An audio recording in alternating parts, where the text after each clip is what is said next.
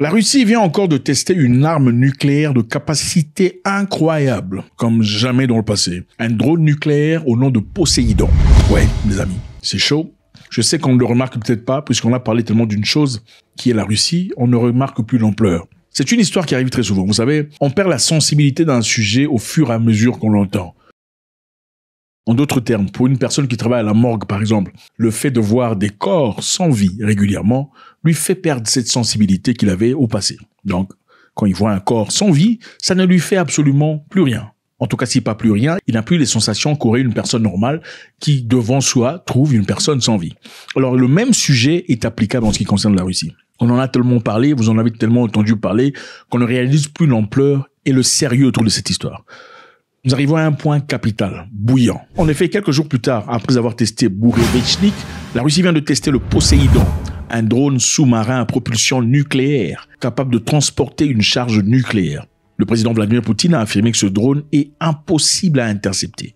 Donc, comme le Bourevitchnik, celui-ci, le Poséidon, est aussi impossible à intercepter. Et il peut plonger plus profondément et se déplacer plus rapidement que n'importe quel sous-marin. Pour la première fois, nous avons réussi non seulement à le lancer depuis un sous-marin en utilisant son moteur de propulsion, mais aussi à allumer le système de propulsion nucléaire que le véhicule a utilisé pendant un certain temps.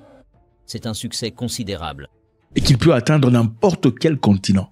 Un drone sous-marin capable de profondeur inouïe qui peut bouger à une vitesse inouïe et atteindre n'importe quel continent. Alors, à quoi sert le Poséidon? On se pose la question de savoir. Si on a des missiles comme Bourevitchnik, comme Orichnik, pourquoi on a besoin de Poséidon? Poséidon est différent. En quoi c'est différent? Le Poséidon est conçu pour déclencher des explosions nucléaires sous-marines pouvant potentiellement provoquer des tsunamis radioactifs près des villes côtières. Vous connaissez les tsunamis, n'est-ce pas? Ça, c'est un tsunami. Regardez-moi ça. C'est malade, n'est-ce pas? Maintenant, imaginez un tsunami radioactif. Il n'y a pas de pire façon de mourir. Et personne ne peut survivre. Évidemment, les relations mondiales coulent à flot. Les dirigeants occidentaux, dont le président Trump, ont condamné ces essais comme provocateurs et déstabilisants. Généralement, quand c'est eux qui font des tests, là on ne dit rien. À chaque fois que c'est une entité extérieure, là c'est provocateur. Alors les analystes militaires de l'OTAN ont dit que ces armes pourraient contourner le système de défense antimissiles traditionnel, modifiant ainsi l'équilibre stratégique mondial. Donc, évidemment, comme vous le savez, comme il y a des systèmes de défense de missiles sur Terre, il y a aussi des systèmes de défense de missiles sous-marins. Alors, cette arme ici, le Poséidon est capable de battre ces systèmes de défense des missiles. Alors, je pense qu'il est important de parler du moment choisi. Pourquoi est-ce que M. Poutine tire 2 missiles à la fois? Parce qu'il y a à peine quelques jours, il venait de tirer le Bourevitchnik, un missile de capacité incroyable. Le Bourevitchnik, évidemment, c'est un missile capable de voler pendant 15 heures de temps et parcourir 15 000 kilomètres. Et maintenant, les tests décisifs sont terminés. Il reste encore beaucoup de travail à accomplir pour mettre ces armes en état d'alerte au combat. C'est évident. Toutes les réglementations doivent être respectées. Néanmoins, les objectifs clés ont désormais été atteints. 15 heures de temps et 15 000 kilomètres. Donc ça peut rester dans les airs pendant plusieurs jours et ensuite frapper. Le Bourevitchnik. Pourquoi il le fait directement? C'est vrai, quelquefois quand on veut faire preuve de ses forces, on peut montrer un biceps. On n'en montre pas 2 directement, n'est-ce pas? À moins qu'on veuille vraiment passer un message urgent, n'est-ce pas? À moins qu'on veuille faire de la déterrence. On essaie d'avertir directement une personne. Faites très attention, j'ai ça. Faites très attention, j'ai aussi ça. N'est-ce pas? Alors, qu'est-ce qui se passe que vous ne comprenez peut-être pas? L'OTAN, il y a quelques jours, a fait son entraînement en Hollande, un entraînement nucléaire de préparation commune. 14 pays étaient participants et ils ont fait des entraînements, évidemment, à la tête. C'était quoi comme ennemi? La Russie. Les Russes se préparent aussi. Alors, l'un des messages essentiels que M. Poutine essaie de passer à Trump est évident. C'est lequel? Le traité START, les amis. Le traité START ou encore le Strategic Arm Reduction Treaty. C'est une série d'accords bilatéraux qui étaient signés entre les États-Unis et l'Union soviétique à l'époque. Ensuite, la Russie. Ça avait quel objectif? L'objectif était simple. Réduire et limiter les armes nucléaires stratégiques. Donc, chaque pays entre les États-Unis et la Russie devrait avoir un maximum de 1550 missiles de croisière avec tête destructif. Et aussi, ils avaient un système de contrôle, évidemment. Chacun passait un rapport vérifié pour s'assurer que ce traité était respecté. Et ce traité expire au mois de février. OK? Au mois de février, évidemment, c'est un traité renouvelable chaque 10 ans. Et là, il y a des intentions qui ont jailli selon lesquelles il n'y aurait pas extension de ce traité. Alors, M. Poutine, d'une façon très claire, essaie de passer un message des gens. Vous avez intérêt à venir autour de la table pour discuter sur ce traité. La Russie a promis de déployer l'Orychnik au mois de novembre. Vous vous souvenez d'Orychnik? C'est ce missile très rapide capable de porter 6 têtes nucléaires. On s'est servi d'Orychnik pour faire peur à l'Ukraine récemment, pour leur faire fermer la bouche quand ils avaient frappé directement dans le territoire russe. La Russie a également annoncé le déploiement opérationnel du missile Sarmat. Nous nous considérons en droit d'utiliser nos armes contre les installations militaires de certains pays, ceux qui fournissent leurs armes pour nous attaquer. Donc, ce sont les histoires qu'ils avaient au dépôt. Maintenant, là, on les a sortis. Alors, pourquoi tout ça? Pourquoi on monte ces muscles? On se pose la question. Ces annonces, évidemment, ont été faites après l'effondrement des discussions entre les États-Unis et la Russie. Rappelez-vous, il y a quelque temps, ils étaient censés se rencontrer à Budapest pour des discussions sur la fin de la guerre en Ukraine. Il s'agissait ici préalablement de trouver un moyen de faire un cessez-le-feu. Mais il y a eu discordance. Qu'est-ce qui s'est passé? Trump voulait qu'il y ait un cessez-le-feu immédiat et sans condition. Si je suis honnête, la seule chose que je peux dire, c'est qu'à chaque fois que je parle avec Vladimir, j'ai des conversations intéressantes, mais elles ne mènent nulle part. Nous avons annulé la rencontre de Budapest avec le président Poutine. Je ne le sentais pas, je n'avais pas l'impression que nous allions atteindre notre objectif. J'ai donc annulé, mais nous le ferons à l'avenir. Poutine, par contre, voulait qu'on respecte les conditions avant le cessez-le-feu. Poutine a des conditions qu'il veut voir respectées avant d'appliquer le cessez-le-feu. Sinon, disait-il, ce serait un peu comme Gaza, où on a eu cessez-le-feu, mais pour n'avoir pas traité les conditions préalables, ils sont dans un cessez-le-feu, mais toujours en train de s'entretuer. Alors, quelles sont les demandes de Poutine? La Russie veut la capitulation complète de l'Ukraine, c'est-à-dire le ministre russe des Affaires étrangères, Sergei Lavrov, avait réitéré autrefois disant que Moscou n'accepterait aucun cessez-le-feu en court terme. Okay? Si l'Ukraine ne se soumet pas à ces conditions équivalentes à une capitulation totale. Ça, c'est Lavrov qui a dit. Secondo, la Russie insiste sur une paix stable à long terme, rejetant tous ces cessez-le-feu qui ne feraient que suspendre le combat sans résoudre le conflit définitivement. Évidemment, quand vous faites un cessez-le-feu sans résoudre le problème, vous aurez certainement encore le problème. Mais pourquoi est-ce que vous désirez avoir un cessez-le-feu si vous êtes en train de gagner un combat qui, en fin de compte, ne sera pas résorbé?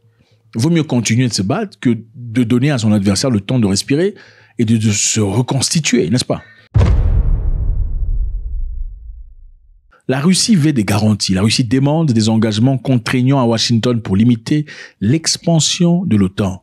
La Russie veut des engagements signés de Washington disant qu'il n'y aura pas expansion de l'OTAN et de réduire le soutien militaire occidental à l'Ukraine. Donc, l'Ukraine ne devrait plus avoir des armes au-delà d'un certain niveau. Donc, la Russie a 4 conditions majeures, sans lesquelles il n'y aura pas signature de traité, sans lesquelles il n'y aura pas signature de cessez-le-feu. Mais Donald Trump et ses amis américains et européens veulent un cessez-le-feu immédiat. Et c'est la raison principale pour laquelle ils n'ont pas pu s'accorder. Alors là, qu'est-ce qu'a fait Trump? En partant, il a promis à l'Ukraine de lui autoriser de frapper à l'intérieur de Moscou avec ses armes. Quelques temps plus tard, Poutine a frappé Borisvechnik. Quelques jours plus tard, il a frappé Poséidon. Alors c'est un message clair ou pas? Je pense qu'il faut aussi voir en arrière pour comprendre ce qui s'est passé. Le 1er mai 2018, Poutine avait annoncé que la Russie possédait 5 nouvelles armes nucléaires, capables de contourner la défense antimissile américaine. Évidemment, avec le temps, avec ce qu'il est en train de nous montrer aussi, c'est une affirmation qui semble aujourd'hui être confirmée. Ils en ont les capacités. Je vous rappelle aussi que lors du test de l'Orychnik, l'ancien conseiller américain de la sécurité nationale, M. H.R. McMaster, je crois, avait commenté que les États-Unis n'auraient pas de réponse pendant au moins 15 ans. Donc ce monsieur-là, c'est une personne crédible. S'il peut dire que les États-Unis n'auraient pas de réponse pendant au moins 15 ans, il sait de quoi il parle. Les remarques précédentes de Trump, évidemment, sur le système de défense antimissile américain, le Golden Dome, qu'il a promis de placer pour protéger les États-Unis, qu'il disait invincibles, sont désormais ralliés à la lumière de ces tests russes. Donc, les missiles russes vont détruire ce dôme de fer. Alors, autre chose qui a vraiment énervé Poutine sont les nouvelles sanctions américaines. Récemment, il y a eu sanctions sur des institutions russes Les nouvelles sanctions ont été imposées sur les géants pétroliers russes tels que Rosneft et Lukoil. Et ces deux entités apportent le clair de l'argent russe jusque-là. Alors ça a énervé Poutine. Ce sont des énormes sanctions contre deux de leurs plus grosses compagnies pétrolières. Et nous espérons qu'elles seront de courte durée et que la guerre sera réglée. C'est une chose qu'il n'a pas aimée. Évidemment, après l'effondrement du sommet prévu à Bucarest et cette tension croissante, l'OTAN faisant ses entraînements nucléaires, la Russie voulait vous montrer de quoi il est capable. Donc nous sommes à un point névralgique de l'histoire. Je pense qu'il est très important de faire très attention sur ce qui se passe. Merci infiniment les amis, c'est toujours avec beaucoup de plaisir. La leçon est simple. Un ennemi aujourd'hui, c'est un ennemi toujours. Ne vous trompez pas. Un ennemi aujourd'hui est un ennemi pour toujours. Un ami ne peut jamais te faire la guerre. Jamais de la vie. Jamais un ami te ferait la guerre. Jamais. Un ami peut se fâcher, il peut être en colère, il peut se retirer pendant un temps, mais jamais il ne te fera la guerre. Si un ami te fait la guerre, même s'il vient s'excuser, il faut l'excuser en distance. Si un ami te fait la guerre, même s'il vient s'excuser, il faut l'excuser à distance. God bless. Le président du Faso, Ibrahim Traoré, vient de remettre un nouvel arsenal d'armement lourd à l'armée pour aller tuer des gens. Oui. Il vient de remettre des armes pour aller tuer des gens. Et j'aime ça. J'aime ça et je vais vous expliquer pourquoi. Vous savez, à la fin de la Deuxième Guerre mondiale, quelque chose s'est passé de très intéressant. Pendant que les États-Unis, l'Angleterre et autres se sont battus contre les Allemands, c'est vrai que l'histoire racontée aujourd'hui est une histoire tirée de toutes pièces, qu'on a fabriquée pour vous faire croire une réalité qui n'était pas vraie. Mais partons avec ça. On a combattu l'Allemagne, okay, dans l'objectif d'arrêter Hitler, dans sa démarche de conquérir le monde, entre parenthèses. Les pays qui ont renversé la vapeur contre l'Allemagne étaient principalement les États-Unis, la Grande-Bretagne et la Russie. C'est vrai que la Russie n'est pas citée autant que les États-Unis et la Grande-Bretagne quand on parle des exploits effectués pendant la Deuxième Guerre mondiale. Les Russes ont joué un rôle capital dans la capitulation de Hitler, en réalité. Après cette guerre qui a pris beaucoup de vies, qu'est-ce qui s'est passé? On a créé le Security Council, Conseil de sécurité, pour contrôler le monde, pour éviter à ce que ce qui s'était passé pendant la Deuxième Guerre mondiale ne se répète ou se reprenne, ne se répète encore une fois. Et pendant ce Security Council, on a choisi des pays qui font partie du Security Council. Les États-Unis, la Grande-Bretagne, la Chine, la Russie et la France. 5 pays. Les 5 pays qui dominent sur tout le monde. Qu'est-ce qu'ils ont de particulier?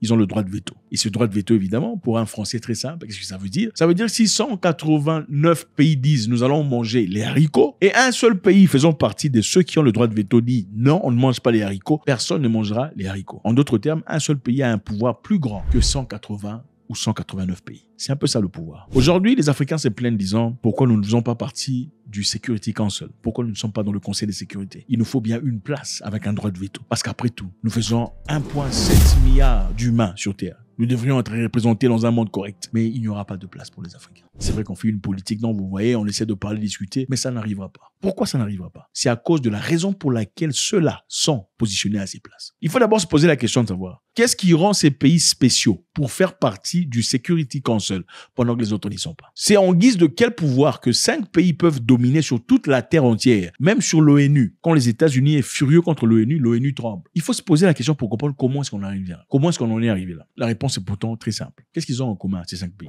Les États-Unis, la Grande-Bretagne, la France, la Russie et la Chine. Ils ont tous le pouvoir nucléaire. Ils ont tous la bombe atomique, la bombe nucléaire. C'est-à-dire, la force est plus importante que la justice. La force est plus importante que la justice. C'est ce que je vous rappelle récemment, très régulièrement. Le pouvoir est plus important que l'humilité. Un homme ou une entité qui se prononce humble, mais qui n'a pas de force, est simplement hypocrite. C'est un faible. Ce sont les faibles qui disent « je suis humble », n'ayant pas de force. Il faut d'abord avoir la force pour se crier humble. Sinon, c'est une fausseté totale. Monsieur Traoré l'a compris. Pendant son voyage en Russie, qu'est-ce qu'il a fait? Il a discuté avec Monsieur Poutine, on l'a tous vu. Qu'est-ce qu'il disait avec Poutine? Il disait, Monsieur Poutine, on veut que vous veniez au Burkina Faso. Pas dans le but de nous donner des choses, mais dans le but de nous apprendre comment nous comporter nous-mêmes. C'est-à-dire de nous apprendre la technologie. Il faut que la Russie puisse nous aider à former notre jeunesse, notamment dans le domaine des sciences, pour que nous puissions développer chez nous la machinerie, en gros. Que ce soit la machinerie qui va avec l'armée ou la machinerie qui va avec l'industrie.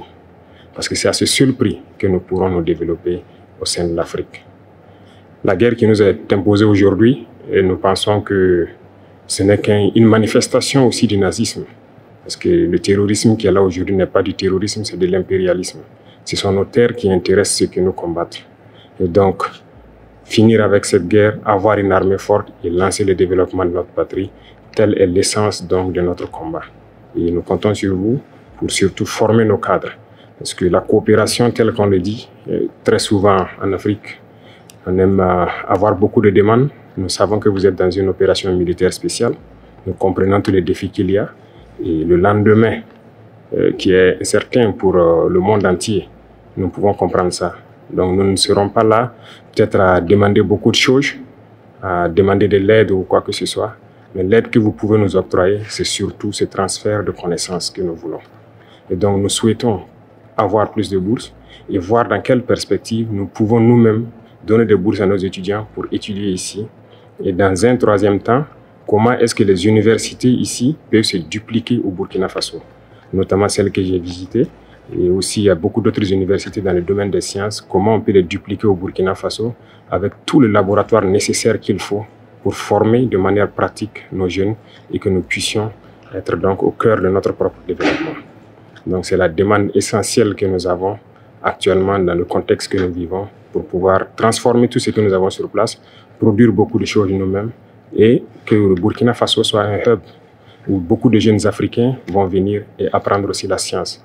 Monsieur Traoré n'a pas demandé des hands-out, hein, des dons. Il n'a pas demandé ça. Il a dit on veut acquérir la connaissance. Vous vous souvenez quand il est parti, je pense qu'il y avait cette marche de représentation de la guerre en Russie, ok, pour célébrer ces soldats russes qui sont tombés à la guerre. Monsieur Traoré a dit nous voulons avoir les capacités, l'enseignement nécessaire pour développer le Burkina Faso. Qu'est-ce que nous voyons maintenant? Qu'est-ce qui se passe au Burkina Faso actuellement? On a vu il y a quelque temps, on a fait la greffe de rein, ok, chose qui ne se fait pas en Afrique en général, n'est-ce pas? Généralement, il faut qu'un Africain quitte son pays pour aller ailleurs, dans un pays étranger pour se faire soigner. Et ceci en vaut la peine aussi, même pour les chefs d'État qui généralement quittent leur pays pour partir en Suisse se faire soigner. On voit là le cas de l'ex-président zambien, monsieur Lungu, ce monsieur ici, qui vient de décéder en Afrique du Sud. Lui partait très souvent ailleurs pour se faire soigner. Il n'a pas eu le temps de construire dans son pays, d'investir. Il n'a pas eu le temps d'aller demander la connaissance nécessaire pour investir, créer les infrastructures nécessaires chez lui en Zambie, pour qu'au cas où un jour il se retrouvait dans des conditions pareilles, il n'aurait pas besoin d'aller ailleurs pour se faire soigner. Qu'est-ce qui s'est passé contre lui? Ce président ici, à Chidima, aurait manigancé de sorte que M. Lungu n'ait pas l'avion pour voyager et aller ailleurs. On l'a bloqué sur place malgré sa maladie. Et il est décédé. Et la famille de Lungu refuse, parce qu'il est décédé en Afrique du Sud, refuse de renvoyer son corps, sa dépouille au pays pour être enterré, disant que Lungu avait dit que jamais sa dépouille ne serait portée aux pieds de son successeur, parce que c'est lui qui orchestrerait, dans ce cas, sa mort. Mais si lui, le président Lungu, dans le passé, aurait pensé à ce fait, de construire son pays, d'investir de sorte à ce que un jour, il ne se retrouve jamais dans ces conditions où la population aurait besoin d'aller ailleurs pour se faire soigner. Il ne serait pas dans ces conditions. Ce sont des spéculations, des estimations. Alors, M. Traoré a compris. Voilà pourquoi il a acheté des armes. Voilà pourquoi il est en train de s'armer, de se donner les éléments nécessaires. Le pays est en guerre. Le Burkina Faso est en guerre depuis un temps. Contre qui? Contre les terroristes. D'où viennent-ils? Le Mali l'a dit. Le Mali a dit que les terroristes sont créés de toutes pièces depuis la France. Ça, ce sont les accusations du Mali. Mon pays, le Niger, s'adresse à la conscience du monde pour montrer du doigt cette force hostile qui, depuis le 19e siècle, ne désarme pas et mène encore de nos jours une guerre totale contre mon pays, comme en témoigne l'assassinat le 27 novembre 2021 à Terra des jeunes manifestants par l'armée française et la menace d'intervention militaire de la CEDEAO instrumentalisée par la France. Il faut appeler les choses par leur nom. Le Mali a demandé aux Nations Unies de leur accorder le temps pour discuter sur ce sujet et montrer les preuves que la France nourrit, la France supporte, soutient militairement, financièrement les terroristes. Ils n'ont pas eu cette opportunité. Est-il en train de dire des mensonges ou pas? Point d'interrogation. Le président Ibrahim Traoré a remis ce nouvel arsenal que vous voyez ici, au ministre de la Défense et des anciens combattants, destinés au bataillon de la campagne d'intervention rapide. Ok, vous voyez ce qu'il y a, ce sont des choses qui ne badinent pas, ça ne rigole pas, ce sont des équipements lourds. Ok, selon le général Samporé, il s'agit de matériel de cavalerie conçu pour augmenter la puissance de feu et de soutenir les unités déployées sur le terrain. Camarade président capitaine Ibrahim Traoré nous a remis officiellement un lot de matériel militaire. Ce lot est constitué essentiellement du matériel d'appui au combat de l'infanterie. C'est du matériel d'artillerie et du matériel de cavalerie pour apporter une plus grande puissance de feu en appui aux unités déployées sur le terrain. C'est du matériel qui vient à point nommé dans le cadre de la montée en puissance de l'armée burkinabé. Comme on l'a dit, vous avez pu observer depuis un certain moment une remise de matériel et c'est la continuité de cette montée en puissance pour doter les forces armées du Burkina Faso des moyens nécessaires pour sa défense, pour assurer l'intégrité du territoire après avoir reconquis l'entièreté de notre territoire. Et cela également pour assurer à l'avenir la population burkinabé qu'elle a une armée digne de ce nom, équipée à tout point de vue pour pouvoir assurer sa protection. Donc, augmenter la puissance de feu, c'est ça l'objectif. Développer le Burkina Faso pour pas qu'il soit seulement sur le plan médicinal ou scientifique avancé, mais aussi sur le plan armement. Un pays qui n'a pas d'armée forte est un pays faible. Ça dépend. Écoutez, vous pouvez être humble autant que vous voulez, gentil, sympathique, dire ok, on va essayer de... Ça ne fonctionne pas. On ne trouve pas la paix à travers la paix. C'est faux. La paix ne vient jamais à travers la paix. La paix vient à travers la guerre et la force. Regardez, on ne peut trouver de paix que quand quelqu'un se définit plus fort que l'autre. Voilà. Il y a une négociation qui réussit seulement quand l'un est clairement plus fort, supérieur à l'autre. C'est une question de force. Cette donation, évidemment, s'inscrit dans la stratégie de montée de puissance de forces armées nationales engagées sur plusieurs fronts contre le terrorisme et l'insécurité. Alors, qu'est-ce qui a été délivré? Bravo à M. Traoré. Je sais que M. Traoré n'est pas nécessairement aimé de tout le monde, mais quand les gens font des choses positives, il faut le dire. C'est un monsieur à peine 37 ans. Okay? 37 ans d'âge, il fait des choses incroyables. Et je pense qu'il a ouvert des yeux de beaucoup d'Africains qui comprennent que l'Afrique, au fait, n'est pas aussi handicapée qu'on le pense. L'handicap africain est plutôt intellectuel et mental qu'il l'est physique et financier. C'est ça la réalité. Le Burkina Faso trouve l'argent où pour avoir des armements? Comment ils font des spéciales par rapport aux autres pays africains? Point d'interrogation.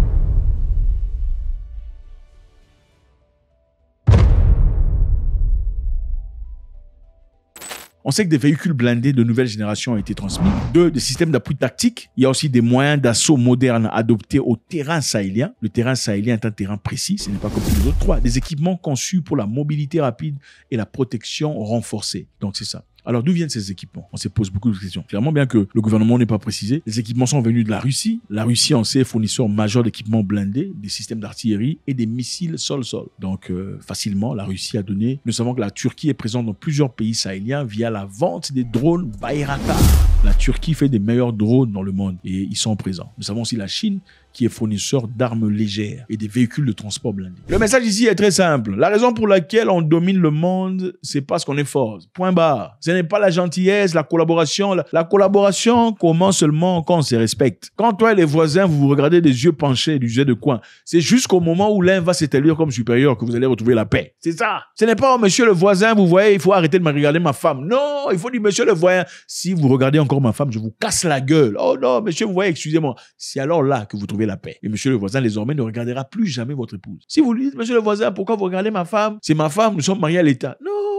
Ce que vous faites là n'est pas normal. Non! Il faut aller faire le sport. Il faut aller acheter une arme, dans ce cas, pour l'intimider sérieusement. Monsieur, si vous regardez encore ma femme, je vous casse le doigt avec un machin. Je vous... Voilà!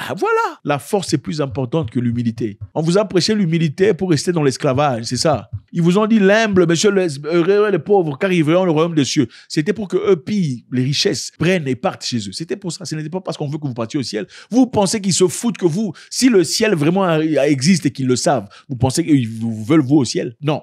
Non, attendez. Ceux-là qui sont venus, oublions ceux d'aujourd'hui. Ceux qui sont venus pour dominer l'Afrique, qui vous ont apporté ces histoires-là. S'ils pensaient vraiment que le ciel existait comme ça, ils vous prêcheraient le ciel. Vous pensez qu'ils vous veulent, ils n'ont pas voulu vous voir manger, mais ils vous veulent au ciel. Mais il faut arrêter. On vous dit, les pauvres, car ils verront le royaume de Dieu. C'est pour que vous restiez pauvres, que vous ne vous souciez pas de vos richesses pour qu'ils pillent. Si on vous tape ici, il faut encore taper là. Qui vous a dit ça? Il faut arrêter. Si on te tape ici, il faut casser la mâchoire de quelqu'un. C'est ça. Si on te tape ici, tu donnes les choses, va toucher les fesses de ta mère. Tu feras quoi? C'est là que tu vas te battre. Mais ça sera trop tard parce qu'on a déjà cassé ici. Il fallait pas que tu laisses qu'on casse ici pour que tu défendes les fesses de ta mère. Quand on grandissait, les gens avaient pour habitude de dire « trop parler peut tuer ». Je ne sais pas ce que ça veut dire, mais en tout cas, trop parler peut tuer. Ça ne sert à rien de trop parler quand on ne peut pas tuer. Je pense qu'il est plus important de tuer que de trop parler en fin de compte. Le président Paul Biya, président de la République au Cameroun, pour la 8e fois, à 92 ans d'âge. Fort, très fort. Qui pourra résister? C'est très difficile. En ce moment-ci, tout ce qu'on peut faire, c'est des mea culpa, des regrets, des accusations.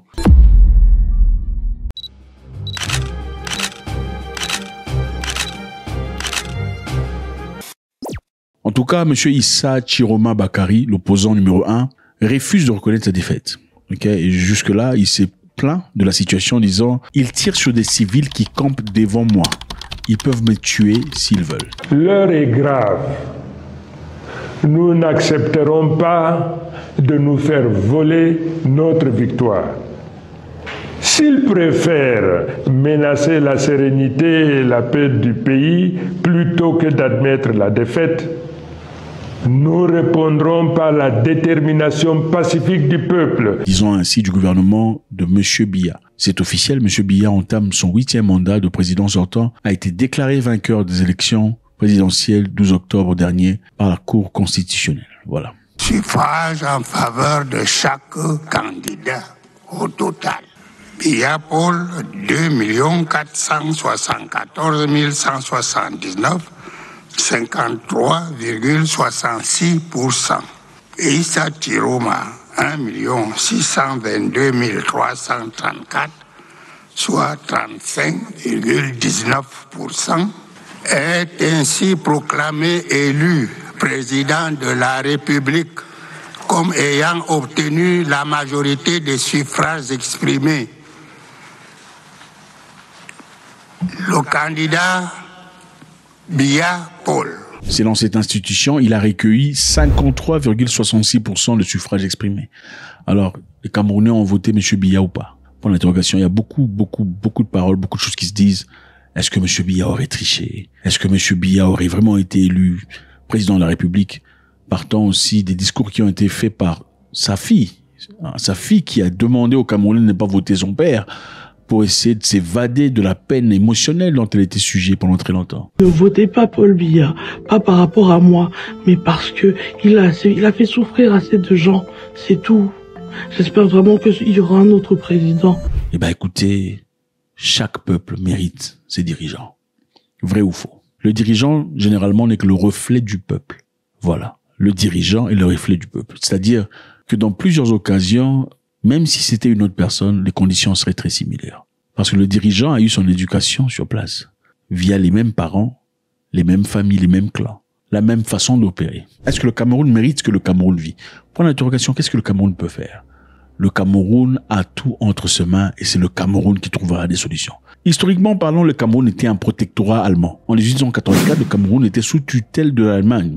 Mais après la Première Guerre mondiale, qui était évidemment influencée par l'Allemagne, les forces européennes ont retiré le Cameroun entre le contrôle de l'Allemagne. Il était ainsi la France et la Grande-Bretagne. La France a pris une grande partie du Cameroun, pendant que la Grande-Bretagne a pris 2 régions du Cameroun, créant ainsi 2 côtes complètement différentes. Dans une zone, on ne parlait que français, les institutions en français, les écoles, les hôpitaux, pendant que l'autre parlait en anglais. Et c'était un désordre total. Jusqu'à aujourd'hui, l'un des majeurs problèmes que vit le Cameroun, ce sont les anglophones qui se plaignent du manque d'assistance, manque d'investissement, manque de présence, manque de services qui sont d'après eux généralement attribués à la partie francophone. Voilà ainsi la raison pour laquelle on a vu des groupes de personnes voulant créer leur propre État à eux, parce qu'ils trouvent qu'ils sont victimes d'injustice. Voilà, c'était une belle opportunité pour le Cameroun de changer les choses, mais les choses n'ont absolument pas changé. Quelles en sont les causes? Les Camerounais, en fin de compte, sont-ils faibles devant les vrais problèmes et forts devant les problèmes qui sont complètement inutiles à leur avenir? Point d'interrogation. En tout cas, ce qu'on sait, l'histoire retiendra que M. Biya a été président du pays pendant 48 ans et à 8 reprises. Et maintenant, nous partons en Afrique du Sud. En Afrique du Sud, un truc très intéressant s'est passé. En effet, l'Afrique du Sud vient de faire une percée historique dans la prévention du VIH. Félicitations.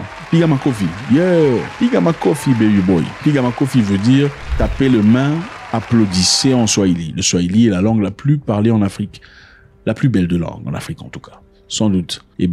Parlé dans plusieurs pays, au Rwanda, au Burundi, au Kenya, en Tanzanie, à une partie de la République démocratique du Congo et au nord de la Mozambique. Voilà une belle opportunité pour vous peut-être d'apprendre le Swahili aussi. Écoutez, l'Afrique du Sud se prépare à déployer le Lenacapavir. Lenacapavir, une injection administrée 2 fois par an et presque 100% efficace dans la prévention du VIH.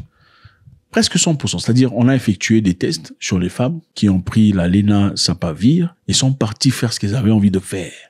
Sans protection et tout le bazar. 100% de protection chez les femmes. On a donné aux hommes et chez les hommes, c'était à 98%. Donc 100% chez les femmes et 98% chez les hommes. Bon, il faut aussi retenir qu'il n'y a aucun médicament qui ne fait vraiment 100%. Et ça, c'est très proche de 100% en effet. S'il y a 100% chez les femmes et 98% chez les hommes, c'est très fort. Le gouvernement prévoit de produire localement ce traitement et rendre accessible en donnant priorité aux adolescentes et aux jeunes femmes. Parce qu'évidemment, les personnes qui sont les plus actives dans leur intimité, ce sont des adolescents. Je vous rappelle que l'Afrique du Sud est le pays ayant le plus de cas de VIH dans le monde. Il y en a 8 millions de personnes enregistrées VIH positifs. Et là, on ne parle que de ceux qui sont enregistrés. dans un pays de 40 millions de personnes. 8 millions qui ont fait le test et ont été enregistrés. C'est-à-dire qu'il y en a combien? Et on dit la grande population des personnes atteintes du VIH sont noires. C'est fort. Alors c'est une belle opportunité pour ceux d'entre vous aussi qui soit être atteints ou voulez vous protéger d'aller prendre ces médicaments. Maintenant, alors qui a financé cette histoire? Je crois que c'est une question très intéressante. Il faut toujours savoir qui a financé l'histoire. Le financement initial d'environ de 29 millions de dollars a été accordé par le Fonds mondial de lutte contre le sida et la tuberculose et le paludisme. C'est-à-dire un fonds mondial a été alloué à l'Afrique du Sud, 29 millions de dollars. C'est très bien. C'est-à-dire, il y aura environ 912 000 doses pour les personnes qui veulent prendre ces doses. Mais ce n'est pas le fonds de l'Afrique du Sud. C'est le fonds attribué à l'Afrique du Sud par le monde. Maintenant, c'est encore une question de dépendance ici. La mendicité africaine, malheureusement. Bien que l'Afrique du Sud soit un lieu parfait pour faire des tests, parce qu'il y a beaucoup de gens atteints du VIH, cette mendicité, cette attente. Je vous rappelle qu'il y a pas très longtemps, on avait coupé PEPFAR de beaucoup de pays africains. C'est quoi PEPFAR? PEPFAR, c'est un programme américain qui aide les personnes atteintes de VIH en Afrique. C'est-à-dire, on vous envoie des médicaments gratos pour vous protéger, tout ça. Pour ceux qui ne savent pas, vivant avec le VIH, on peut vivre une vie tout à fait normale en prenant ces médicaments chaque jour. Ouais. Donc, ce n'est pas une maladie comme c'était dans le passé. Et aussi, le VIH, ce n'est pas le sida. C'est pas la même chose. Le VIH, c'est le VIH. C'est le virus. Le sida, c'est quand c'est la fin. OK? C'est pas la même chose. Alors, on dit que cette histoire, l'imacépavir, c'est pour des personnes qui sont atteintes du VIH. Alors, si l'Afrique du Sud dépend toujours des gens pour avoir ces l'imacépavir, qu'est-ce qui vous fait croire que dans le futur, ces mêmes personnages ne diront pas « Ok, si vous le faites parce que nous vous demandons, nous coupons l'imacépavir ». Point d'interrogation. Donc, une belle opportunité de d'abord comprendre comment ils ont fabriqué l'imacépavir et ensuite commencer à produire ça localement. Ok, nous partons au Ghana. Au Ghana, il y a réforme, quelque chose de très intéressant, de puissant. Le ministère d'éducation du Ghana, par la voix du ministre Haruna Iddrissou, a annoncé l'usage des langues locales comme langue d'enseignement est désormais obligatoire dans toutes les écoles primaires de base, de la maternelle au début du primaire. Dans cette optique et avec votre autorisation et vos directives, j'instruis le directeur général du service de l'éducation du Ghana, le GES, qu'à partir d'aujourd'hui, l'enseignement en langue maternelle est désormais obligatoire dans toutes les écoles primaires. Bravo. Bravo encore une fois. Langue locale à l'école maternelle. Ok? C'est très important. Pourquoi? Parce que chez vous, chez les francophones, on établit le niveau intellectuel d'une personne dépendamment de son accent en français. Plus tu sonnes comme un français blanc, plus on te perçoit comme une personne intelligente. Moins tu sonnes comme un français blanc, plus on pense que tu es bête. C'est ça, l'Afrique francophone. La colonisation a été parfaite. Lobotomisation éternelle. Les gens sont bêtes, ils ne comprennent pas. Donc pour eux, on peut pas être intelligent en mélanquais, on peut pas être intelligent en swahili du moment qu'on n'écrit pas ou parle pas bien français. C'est ça, c'est bien triste. Et c'est une mentalité héritée des colonisateurs. Je me souviens, pas très longtemps, j'ai regardé une émission où une ingénieure nucléaire allemande écrivait un rapport de travail sur le nucléaire et l'atomique. Elle l'a fait en français, mais elle a mis quelques fautes de français, c'est-à-dire fautes au lieu de S, elle a mis T, par exemple. Mais on a remis en question ses capacités intellectuelles parce qu'à la place de S, elle a mis T. Mais c'est une Allemande, pas une Française. Le texte était en français. Incroyable. Et c'est ça, c'est la moquerie chez les francophones, c'est la moquerie, c'est moquer des gens pendant qu'il y a un président qui fait 43 ans de pouvoir. On sait seulement c'est moquer des Français des gens, c'est tout. C'est ça l'héritage. Alors, pourquoi cette réforme? Les études démontrent que les enfants apprennent mieux lorsque la langue d'enseignement est celle qu'ils maîtrisent à la maison. L'utilisation de la langue maternelle dès les premières années favorise la compréhension, la confiance et la mémorisation. Je vous rappelle ici qu'en Chine, le pays a été développé à travers le chinois, le mandarin et autres langues chinoises. Ce n'est pas avec l'anglais ou le français. La Chine, en effet, après la Deuxième Guerre mondiale, était un pays très pauvre. Plus pauvre que beaucoup de pays africains. À part le riz, ils avaient absolument rien. Mais regardez la Chine aujourd'hui. Ils sont le plus grand producteur d'ingénieurs dans le monde. Le plus grand producteur de médecins dans le monde.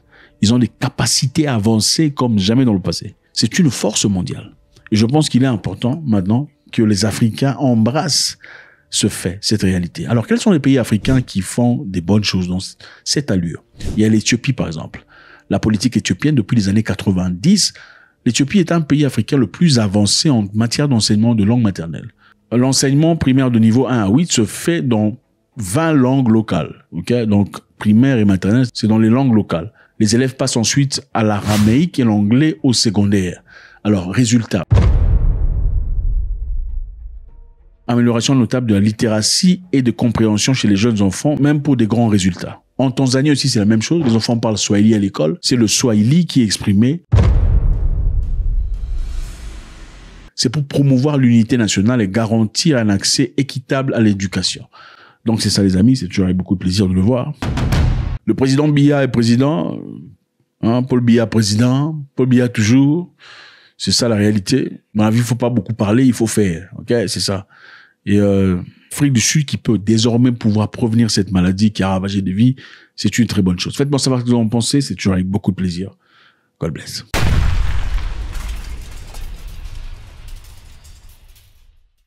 Dans une folie incroyable, les États-Unis auraient tenté d'enlever le président vénézuélien Nicolás Maduro. Folie, n'est-ce pas? Une grosse folie du 21e siècle. Un président d'un État libre, un État souverain. On veut enlever le président pour l'emmener aux États-Unis d'Amérique et le juger.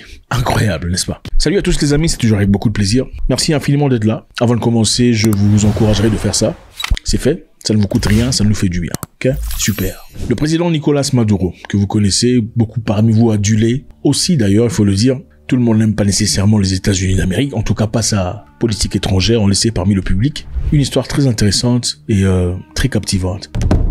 En effet, il a été rapporté que le président vénézuélien Maduro était en danger. Quel danger? Les États-Unis d'Amérique auraient essayé de l'enlever, ok?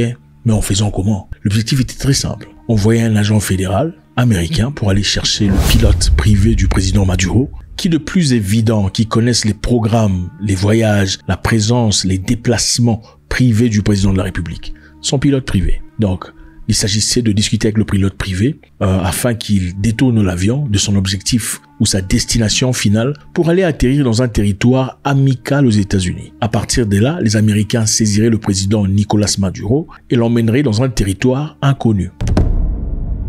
Donc, comme je l'ai dit précédemment, un agent fédéral américain, Homeland Security, identifié comme Edwin Lopez. Edwin Lopez aurait approché le général Bitner Villegas, le pilote privé du président Nicolás Maduro.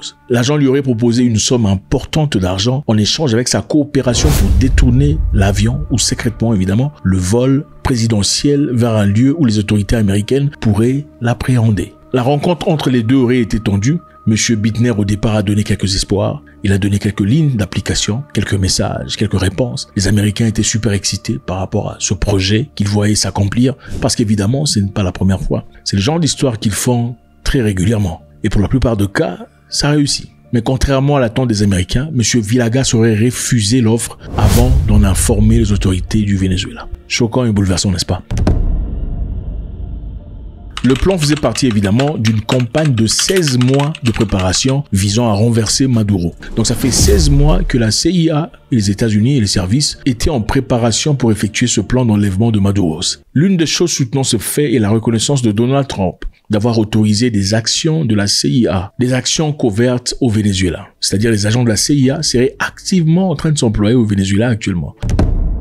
Le contexte est très simple, évidemment. Nous savons que les États-Unis d'Amérique et le Venezuela ne sont pas très bons amis. Pourquoi? Parce qu'il y a très longtemps, les États-Unis d'Amérique travaillaient avec le Venezuela sur le plan commercial, profitant d'ailleurs du pétrole vénézuélien. Je vous rappelle que le Venezuela possède plus de pétrole que n'importe qui dans le monde, même plus que l'Arabie Saoudite. Mais le Venezuela a un système très enclavé, un système complètement différent. Et la raison principale pour laquelle les Américains et sérieusement Donald Trump détestent le Venezuela, c'est parce que le Venezuela a fermé son marché aux États-Unis d'Amérique. Les Américains dans le passé travaillaient au Venezuela. Ils avaient plusieurs investissements, plusieurs entreprises, surtout dans le secteur de pétrole, jusqu'à ce que le Venezuela transforme son système d'un système capitaliste à un système socialiste. Le système capitaliste, évidemment, c'est le système où le plus fort gagne tout, pendant que le reste ne gagne rien. C'est comme une pizza à 12 pièces, pendant qu'il y a 12 personnes prêtes à manger La personne la plus forte s'empare de 8 pièces et laisse 4 pièces au restant du monde. Et vous vous battez pour les 4 pièces. C'est ça le système capitaliste. Le socialisme, en tout cas, c'est là le monde parfait. Je souligne un monde parfait. Le socialisme, contrairement,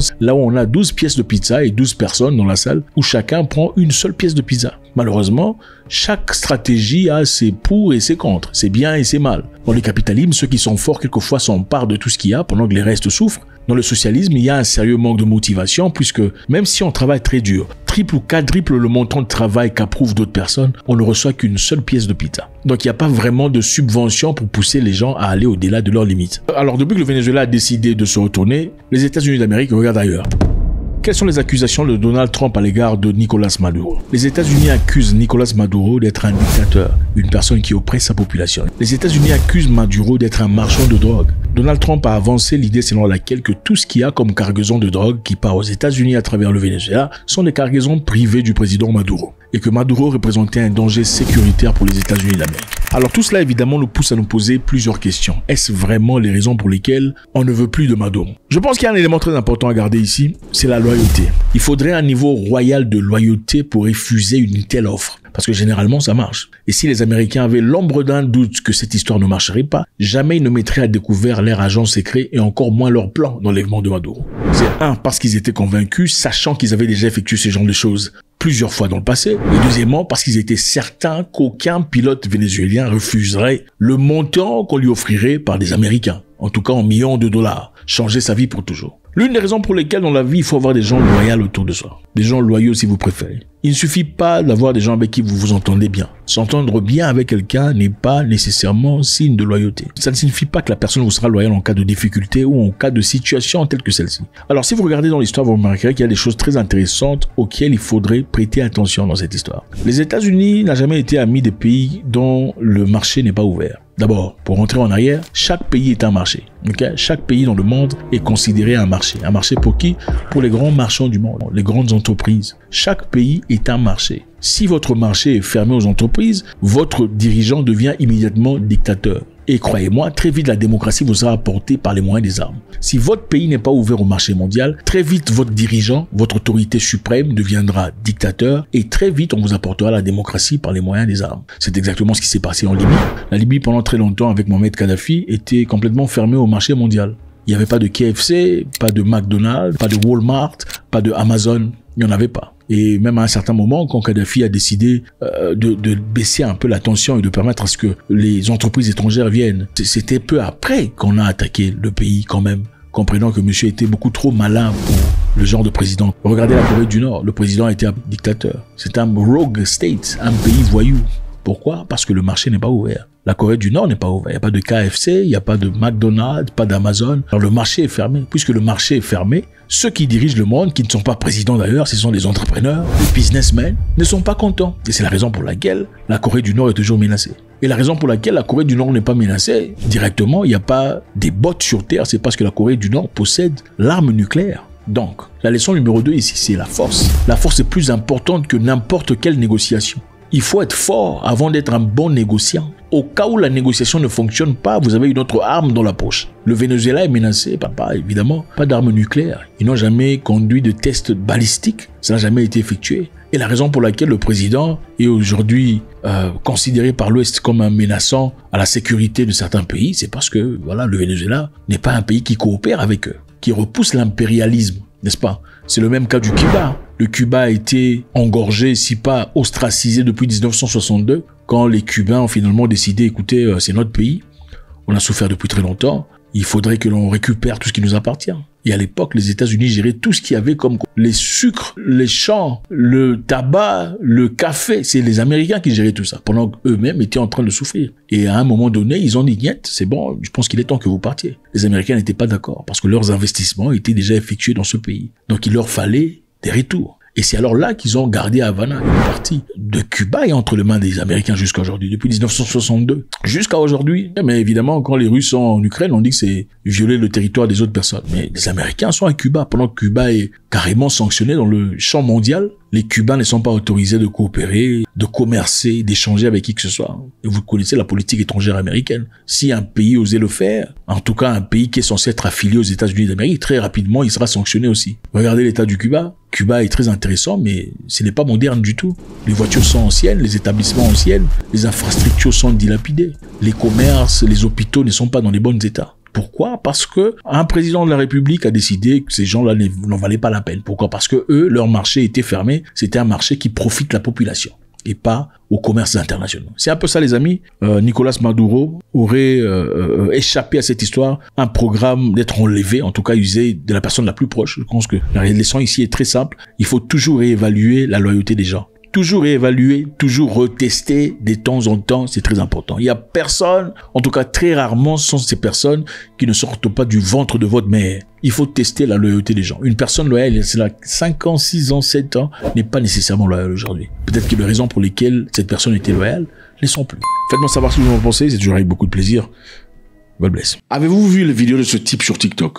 Ce monsieur, c'est un Soudanais, un militaire de RSF. Il a été accusé d'avoir tué plus de 1000 personnes. 1000 personnes de population parmi les populations noires soudanaises. Et ils sont réjouis. Au fait, il fait des vidéos avec ça. Beaucoup de personnes se sont levées, en tout cas sur Internet, vous humilient ensuite, ils vous tirent dessus. Voilà le monsieur. Il a été arrêté récemment après un tollé général fâché contre lui. Pourquoi le groupe RSF fait cela? Et quelques jours plus tard, on l'a arrêté. Ça, c'est une vidéo où on montre que le monsieur a été arrêté. Mais la réalité est que beaucoup de personnes doutent de ça. On dit, on l'a simplement arrêté parce qu'on a mis une pression internationale. Et on ne fera absolument rien. Le monsieur se perçoit comme arabe. Ok?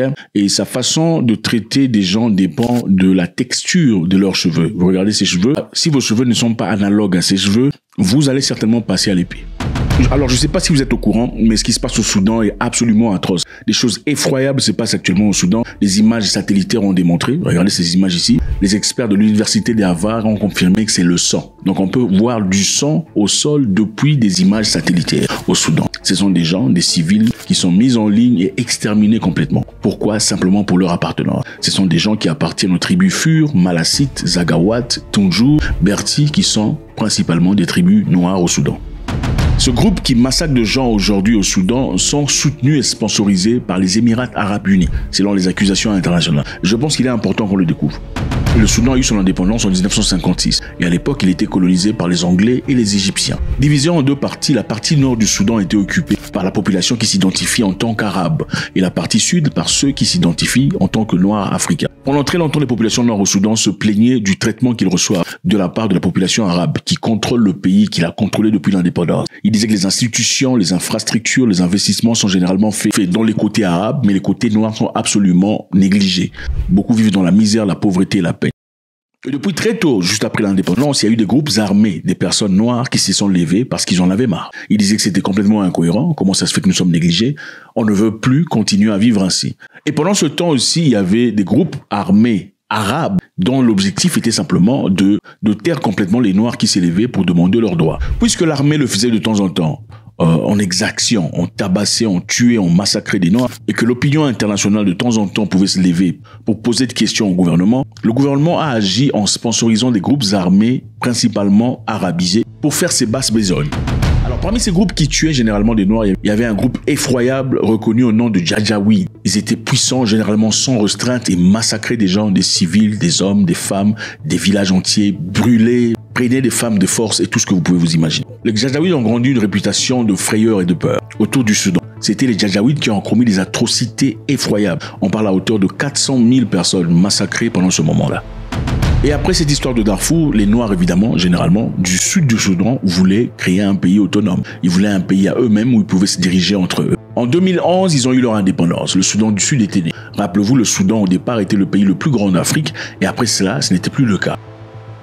Pendant cette séparation, qui avait pour objectif de séparer les Noirs des Arabes ou des Soudanais arabisés, il y a eu quand même plusieurs poches, plusieurs endroits où plusieurs Noirs Soudanais étaient quand même restés dans le Nord. Pourquoi? Parce qu'ils étaient localement situés dans les endroits où ils ne pouvaient pas partir dans le Sud. où ils étaient nés dans un milieu qui était complètement dans le nord. Ils pouvaient donc pas se séparer simplement parce que les Noirs ont décidé de créer leur pays et partir dans le sud. Alors ces Noirs-là, malheureusement, ont continué à vivre les mêmes atrocités, les mêmes difficultés de temps en temps, les mêmes horreurs. En 2013, le groupe Janjaweed est transformé et appelé RSF, dirigé par ce monsieur ici, Emeti. Le RSF était simplement un groupe utilisé par le président Omar al-Bashir dans l'objectif de pouvoir taire ses dissidents et toutes les personnes qui osaient se lever contre lui. Donc, Omar al-Bashir ne voulait pas utiliser l'armée pour aller faire ses basses besognes, préférait utiliser les Janjaweed qui étaient devenus RSF, qui, contrairement à l'armée, n'avaient pas de réponse à donner à qui que ce soit pour aller faire ses basses besognes partout dans le pays. Alors avec le temps, les RSF ont développé des capacités. Ils sont devenus aussi forts que l'armée. Pourquoi? Parce que les terrains qu'ils contrôlaient étaient généralement très riches. Je rappelle que le Soudan est un pays très riche en termes de matière. Ils ont le 3e plus grand producteur d'or en Afrique. Les RSF contrôlaient et géraient plusieurs endroits où il y avait beaucoup d'or. Ils avaient donc les capacités de pouvoir s'acheter des armes et de pouvoir s'organiser. Ce général, qui est le général de l'armée, et ce général ici, vivaient en collaboration. Il y avait, si on peut dire, 2 armées simultanément dans un seul pays. Une armée officielle et une armée privée du président de la République. En 2018, la population soudanaise était fatiguée du président Omar al-Bashir. Pourquoi? Parce qu'il y avait évidemment difficultés, manque d'argent, manque de nourriture, manque de pain et tout le reste. La population s'est levée, partie dans les rues pour réclamer leurs droits. Et avec ça, le RSF et l'armée ont saisi cela comme une belle opportunité pour eux. Ils se disent, bon, écoutez, on pourrait se servir de cette opportunité pour changer les choses. On pourrait prendre le pouvoir et ensuite léguer le pouvoir exécutif à des civils pour nous diriger.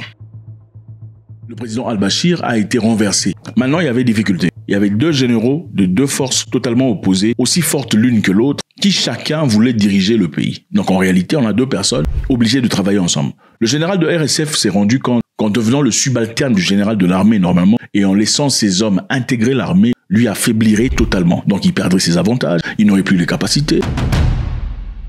Parce qu'en réalité, il a une armée aussi forte que l'armée régulière. Pourquoi accepterait-il ces genres d'histoires? Avec ça, évidemment, ils ont commencé la guerre. Et c'est comme ça que la guerre actuelle au Soudan a commencé, la guerre qui sépare 2 peuples. Il s'agit de 2 généraux qui se battent pour le pouvoir du pays. Alors, on continue notre histoire. Les Noirs soudanais sont persécutés partout où ils passent. Ils vivent la terreur, l'horreur, la misère, la galère. Mais ces Noirs-là ont toujours préféré l'armée par rapport au RSF, qui autrefois étaient des Janjaweed. Pourquoi? Parce que l'armée, bien que l'armée les maltraitait, l'armée devrait répondre aux appels internationaux. À chaque fois que l'international criait et posait de questions sur la population civile massacrée, et au moins tenter de masquer leurs atrocités. L'armée, quelquefois, était obligée de ne pas commettre d'atrocités, surtout quand il n'y avait pas de révolte. Par contre, les Janjaweed, eux, ils s'en foutaient éperdument. Les Janjaweed vous massacrent comme ils veulent. Ils n'ont d'explication à donner à personne. Donc, pour la population noire soudanaise, il était préférable d'être maltraité par l'armée que d'être maltraités par les Janjaweed, qui ont naturellement un complexe de supériorité et perçoivent les Noirs soudanais comme des animaux. Les Émirats Arabes Unis, comment sont-ils arrivés dans cette histoire?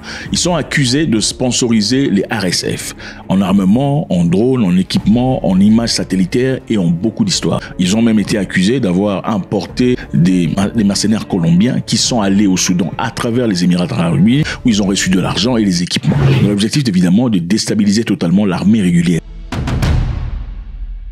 Écoutez, le Soudan est un terrain très important pour eux. Les Émirats arabes importent 90% de leur nourriture et leur investissement dans l'agriculture se trouve au Soudan. Donc il y a beaucoup de terres arables au Soudan qui sont cultivées dans l'objectif de nourrir les Émirats arabes unis. Rappelez-vous, ce sont des terrains désertiques. Ils ont donc besoin de se procurer de tout ce dont ils ont besoin d'ailleurs. Et le Soudan est le partenaire parfait pour eux. Le Soudan est le 3e plus grand producteur d'or en Afrique. Et l'or soudanais principalement va aux Émirats arabes unis. Donc ils sont le plus grand profiteur, le plus grand acheteur et le plus grand investisseur. Ils ont ici investi dans la télécommunication du Soudan. Ils contrôlent le système et l'architecture entièrement. Les Émirats arabes unis ont aussi investi dans les banques du Soudan. Donc ils ont beaucoup d'investissements. Parce que naturellement, il est plus simple de gérer ou de dealer avec une armée irrégulière que de dealer avec une armée régulière.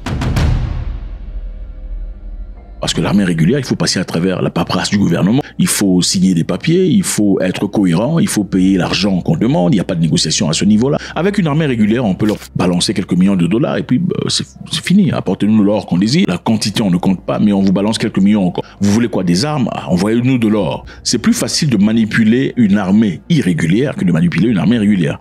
Et aussi leur concept en termes de religion, le Muslim Brotherhood, dont ils ne soutiennent pas, joue un rôle très important. Le Soudan a traversé un moment absolument difficile depuis très longtemps. Depuis son indépendance, les Noirs soudanais ont toujours réclamé leur maltraitance qu'ils reçoivent de leurs compatriotes arabes qui malheureusement se comportent en supérieur dans tout le domaine. Pendant très longtemps, les tribus noires au Soudan ont été abattues, tuées, torturées, violées et beaucoup de choses. Et ce groupe proéminent de massacres au nom de Janjaweed a fait des atrocités contre la population Fur, Malasite, Zagawa, Tinjour et Berti, qui sont principalement des populations noires. Actuellement, ils viennent de récupérer une ville très importante au nom de El Fasher. Après l'avoir bloquée pendant 18 mois. Donc 18 mois de guerre, 18 mois d'assujettissement contre une ville. Enfin, la ville est tombée, mais ils ont massacré des gens. Les preuves sont là. On a vu les images satellitaires qui démontrent le sang à même le sol. Et d'après Harvard, concorde à un génome. Les hommes, les femmes, les civils, les vieillards, les enfants sont finis dans les rues. On a vu plusieurs vidéos d'une femme avec ses enfants qui étaient traumatisés avant d'être carrément finis. Ça fait mal. Et l'opinion internationale, évidemment, s'est tue pendant très longtemps, jusqu'à ce que les gens sur TikTok fassent du bruit. On a fait tellement de bruit qu'ils étaient obligés d'arrêter le monsieur qui se filmait pour avoir fait ces histoires. Le monsieur lui-même dit avoir éteint plus de 1000 personnes. Et on est complètement fiers. Et cette arrestation, pour beaucoup de personnes, n'est qu'une mascarade. Une façon, justement, de lustrer un peu, de laver un peu l'image de RSF, qui, décidément, voudrait devenir un agent de gouvernement reconnu dans le monde. Voilà ce qui se passe au Soudan. Je pense qu'il est important de le savoir. Ça fait très mal. Mais c'est une réalité qui, malheureusement, nous touche. Et on se pose beaucoup de questions, savoir où est l'Union africaine. Et il y a beaucoup de gens complices, beaucoup de leaders complices dans cette histoire. C'est une tristesse. God bless.